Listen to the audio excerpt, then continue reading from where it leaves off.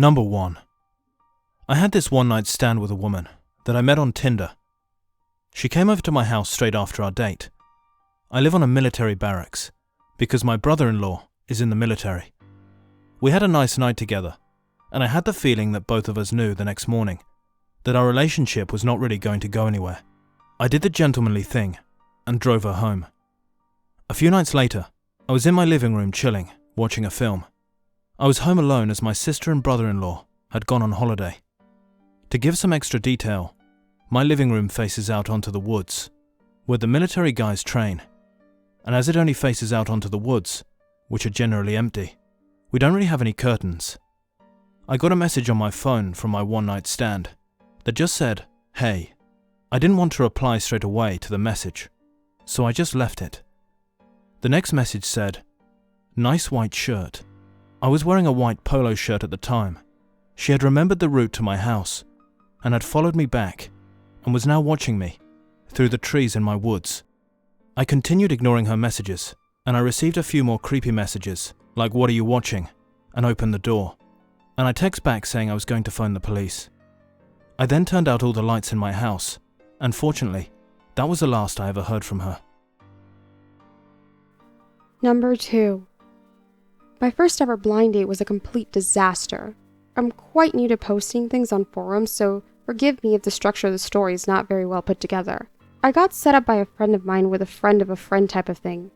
We went out to dinner and it was nice. Nice restaurant, good food, and everything. My date definitely gave off more of a friend vibe, and when he offered to drive me home, I felt kind of anxious. I thought that it wouldn't hurt to chat for another half an hour, and a $40 saving on the taxi also helped. When we got to my house, my date switched a bit and started asking if he could come in. I told him he couldn't, and I was not that type of a person. He kept insisting, and we had an argument which involved me storming out of the car. I walked up my drive and into my house, and my date for the night drove off. A few hours later, I was asleep in my bed when I heard what sounded like a door being opened downstairs. I went downstairs and checked all the doors and windows. Everything was in order. When I went back up to bed, I heard it again. When I looked outside my bedroom window, I couldn't believe my eyes. My date's car was parked down the street, and my shed door in the front yard was visibly open. I phoned the police, who came straight away, and when they opened my shed, they found my date inside. He claimed he was lost. He was ordered to stay away from me and my property, and up until now, have not had any issues. Number 3. I dated this guy back in the fall of 2014. We didn't really do much together. We mostly went out for coffee and things like that and just chatted. It was not exactly much of a relationship. One day I broke things off with him and he appeared at the time to be understanding. The very next day I got a friend request on Facebook. From myself. The guy I had been seeing had taken all my photos off Facebook and added all of my friends. He had a status saying, "New Facebook account, guys," because the last one got hacked. He messaged my parents, friends, and everyone saying really weird stuff like how I was in love with him and we were going to get married. I ended up convincing him to delete the account, but it took a month. He occasionally messages me on social media like nothing ever happened. Complete creep. Number 4. I was on holiday in the Czech Republic, and I was out drinking, having fun, and enjoying myself in different bars and clubs, sort of like a pub crawl, if you will. I ended up meeting this local, a beautiful blonde woman with okay English. We talked for about an hour, and in that time, we visited 2 bars. After a while, we started kissing each other, and she asked me if she could come back to my place. When I told her where I was staying, she told me that it was too far away, and she couldn't wait to have me. She pointed over the street at a really cheap hotel and told me that if I got a room there, then I could have her right then and there. The hotel was cheap. I was hardly going to say no. I paid for the room, and we took our keys, still kissing, as we walked up the stairs of the hotel. When we got inside our room, the bed was kind of dirty, but she started undressing me, and as she was unbuttoning my pants, I felt this enormous pain in the back of my head. The next thing I knew, I was on the floor. There was some random guy stood over me, going through my pockets. He took my phone, bank card, and around $400 worth of cash that I had on me at the time.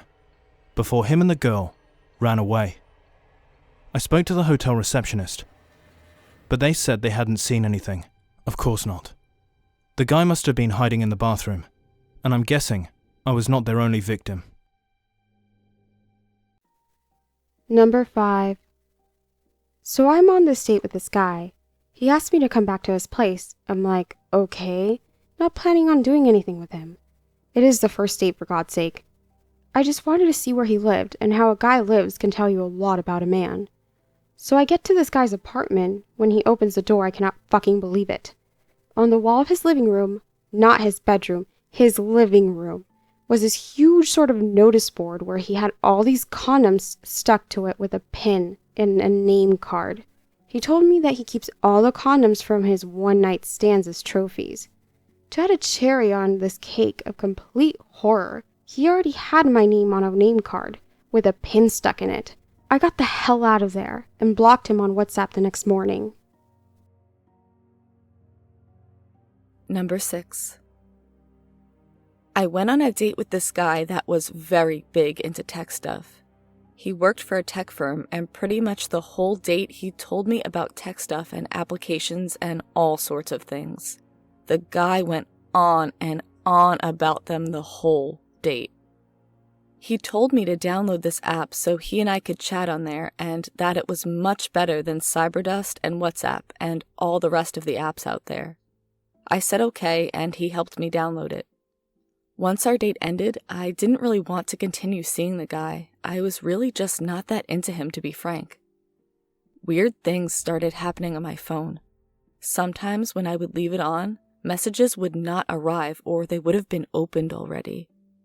I took my phone into a specialist shop not far away from my house, and they told me that the application that my date had installed was a spy app, where he could see what I was doing and who I was talking to. He had been watching what I was doing and reading all of my messages for months. I was obviously mortified, and I had to get the phone store to completely wipe the phone and do a factory reset. Very creepy, and a horrible feeling when your privacy is being invaded. Number 7. So I'm in this bar, late night. This girl starts coming on to me.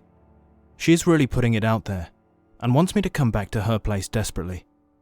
I was not all that interested in her, but I thought, what the hell, you only live once, right?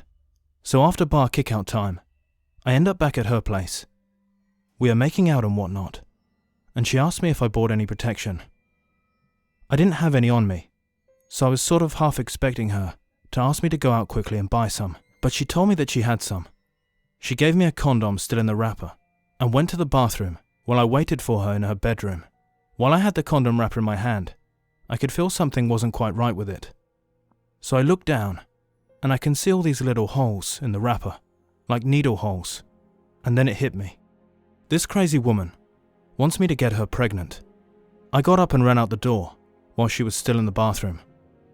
When I got home, I opened the condom, and it was just as I had expected it would be, full of little tiny pinholes. What a sick woman she must have been. I'm very glad that I got the hell out of that piece. Number 8. I met this beautiful woman at a bar in Colorado when I was studying there. She was a bit older than me, not by much. She was not a cougar or anything like that. We're only talking 4 or 5 years older here. We chatted back and forth, and I'm not going to lie, she seemed totally into me. I was even close to asking her if she wanted to go somewhere else with me, but I didn't want to ruin the moment. I decided the best course of action would be to casually ask her for the digits. When I asked, she hesitated for a second, and then said, sure, why not? After that night, I left it a few nights before sending her any messages. When I did, she messaged me back straight away, saying hi, and asking if we could meet up. I was surprised how easy it was, and was also mad happy that she was as keen as I was to meet up. We agreed to meet up in a car park of a restaurant and take it from there. Me being a poor student, I took the bus there with enough money in my pocket in case things got hot and heavy to take a taxi back to my shared apartment. I arrived at the restaurant car park, and immediately noticed something very, very wrong about this situation. The restaurant car park she had told me to meet her at was closed. And I don't mean closed for the night, I mean permanently closed. Boarded up windows and everything. There was a red Ford parked up in the lot, with nobody inside it, and other than that, there was nobody around whatsoever. I tried phoning her and sending her text messages, but it would just go straight to voicemail. I was ready to give up when I got a text from her. I felt kind of relieved to hear back from her. That was until I read the message. It just said, "Turn around." I turned around to face the red Ford. The Ford that was originally empty now had a man sat at the driver's seat. An angry-looking bald guy. As soon as I turned around, he started the engine. I began walking slowly away to the end of the lot, still looking at the car. He then began driving towards me, as fast as his car would go, from the other side of the lot.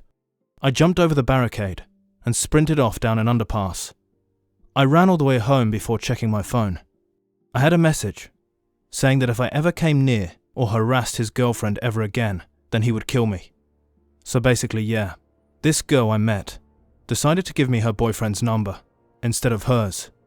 And then on top of all that, she told him that I'd been harassing her at the bar that night.